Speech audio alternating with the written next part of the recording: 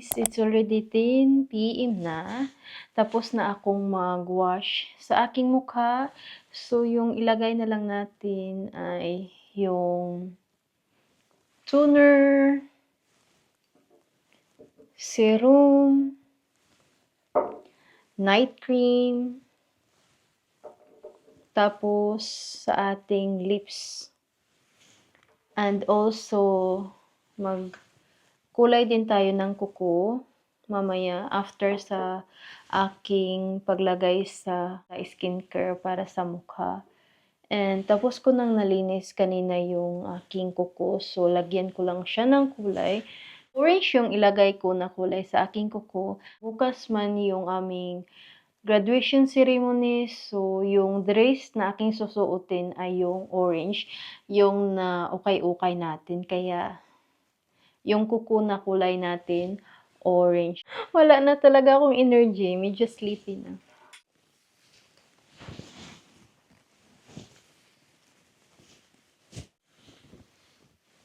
So, mag-toner tayo ng Milky from The Ordinary. And actually, guys, kapag maubos ko na to siya, hindi na ako magbili. Mas prefer ko yung normal lang na toner kaysa itong Milky. Di ko siya feel.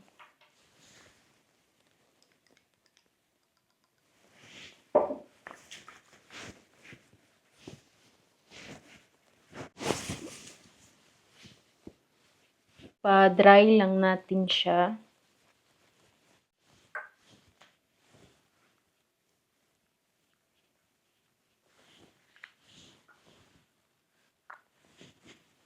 Mag-serum na tayo.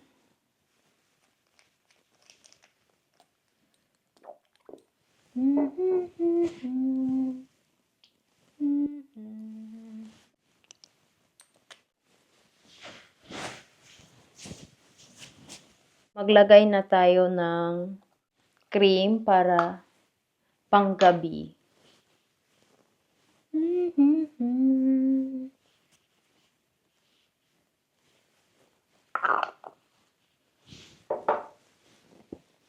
Usually talaga kung ano yung nilagay ko sa aking mukha, nilagay ko din sa aking liig. Pero alam nyo, yung liig ko mas makinis pa kaysa sa mukha ko. So, 5 years talaga akong may acne. Nitong year lang naging okay yung aking mukha. Grabe talaga yung chika dito na natira hanggang dito. Tapos, yung sa noo ko din, grabe to ka-dark before.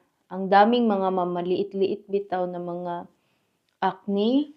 Dito lang na area yung wala talagang acne. Andito. Pero dito, puno yan. And sobra ka-dark. Kaya, ang dami talagang natirang mga chika. And ngayon, meron akong pimples. Isa, dalawa, mga malalaki. Pero hindi na ako masyadong masaktan sa mga ganyang pimples. Nasanay na talaga ako nung nagkaroon ako ng acne. Minahal ko na yung aking mga acne nung time na yun. Tapos, pag mahalin mo pala sila, no, aalis lang sila. Yung sanay ka na, tapos masyak ka na lang na umalis sila. Yung mag-wonder ka na, bakit wala ka ng acne. Yun na yung na-feel ko talaga. Kaya imagine, 5 years akong may acne. So, masanay ka talaga. Tapos, nung nawala, mas na-shock pa ako. Magkulay na tayo ng ating kuko. Usually talaga, guys, ito yung inuuna ko ilagay before ako maglagay nito. And then, after maglagay ako nito, maglalagay naman ako nito. So, twice akong maglagay nito.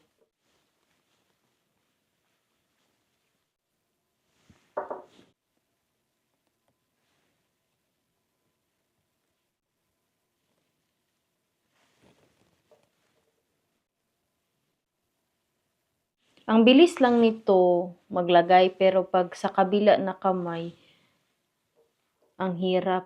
Medyo shaky yung paglagay ko nito.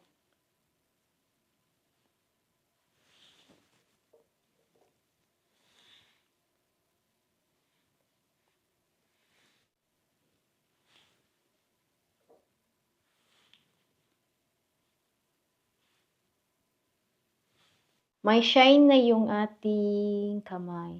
I-shake, shake, shake, shake lang natin para ma-dry and malagyan na natin ng kulay orange.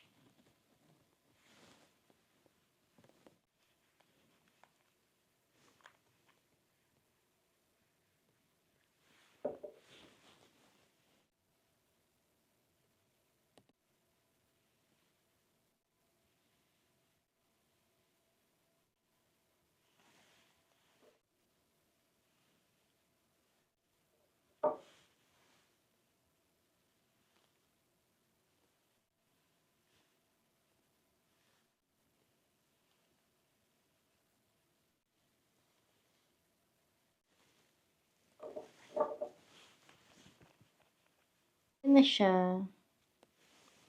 And lalagyan na natin nito.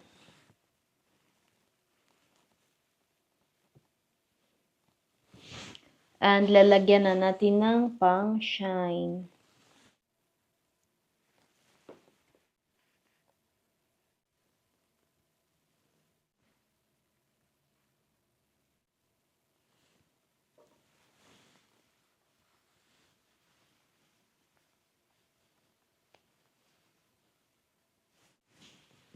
Kaya na yung kuko natin, guys. May something talaga sa orange. Iba yung glow na nabibigay sa akin ng orange na kulay. And then, mag-perfume din tayo ng orange bukas. Ito yung gagamitin natin yung bago nating perfume na na-unbox natin kahapon. Mabango talaga siya. Pang summer talaga siya or spring. Para maamoy ni Habi. Charot.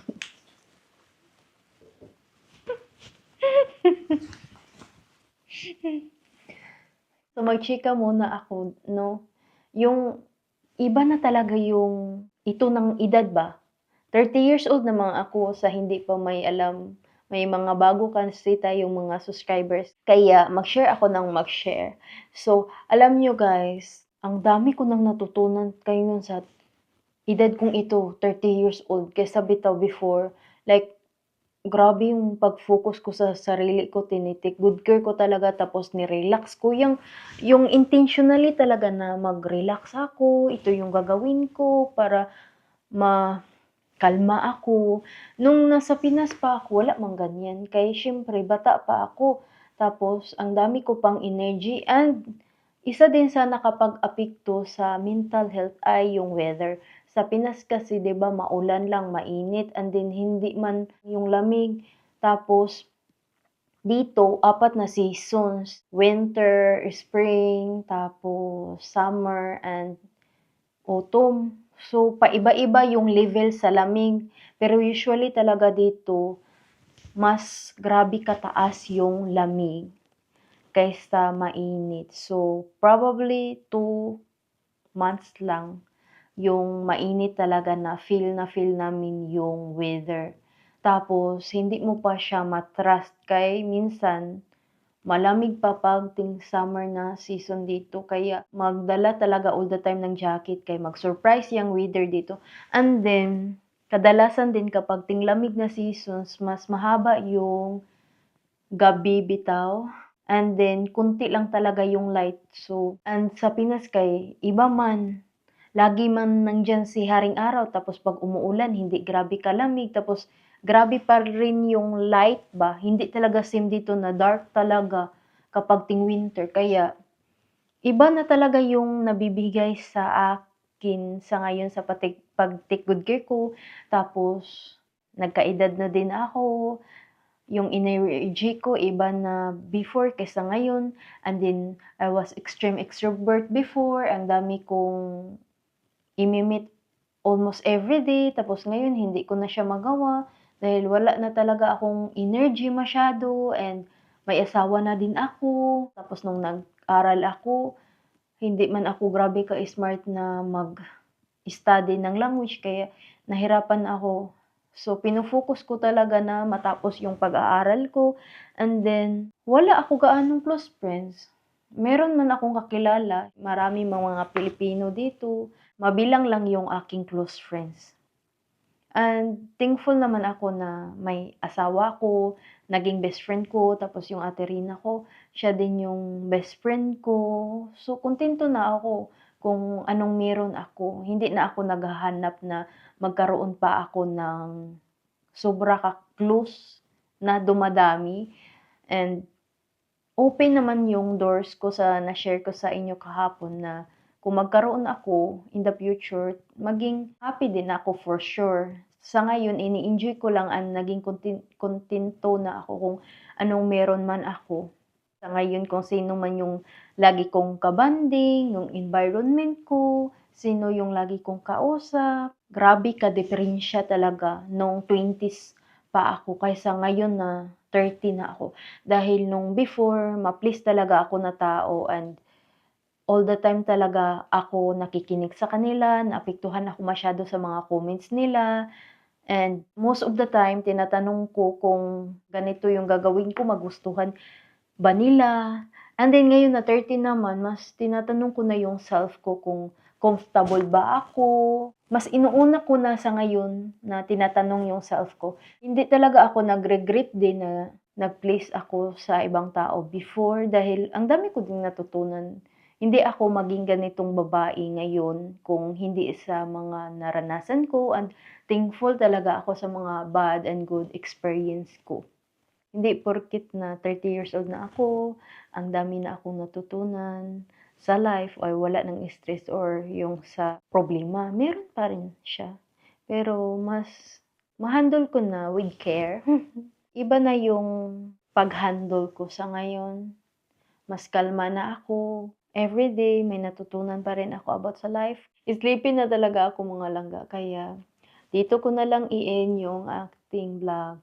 Uy, thank you talaga, uy, kay tumaas yung aking subscribers ngayon. Salamat talaga sa mga bago, sa pag-support nyo, and also sa aking mga old na subscribers. Thank you all the time sa pag-support. Na happy nyo ang ate ninyo. Na-feel ko na talaga no na chika na naman.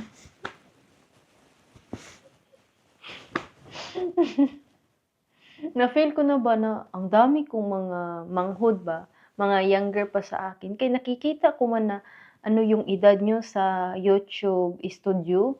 Tapos may mga raming teenagers, tapos mga 20s, 30s din, kunti lang siya. Hindi siya same sa mga bata-bata pa. And alam nyo, shout out ko pala yung aking nephew na si Tamas, and also si Rinso. Alam nyo yung isa kong pamangkin na si Rinso, mag 2 years old pa siya, tapos nagwa-watch siya sa aking vlog. Kaya kailangan ko pa talagang maging good model pa. I-improve ko pa yung self ko, para sa self ko, and also sa mga viewers ko. So, dito ko na talaga i-end. Grabe na ako ka-sleepy. Thank you for watching, mga langga. I love you so much. Bye-bye.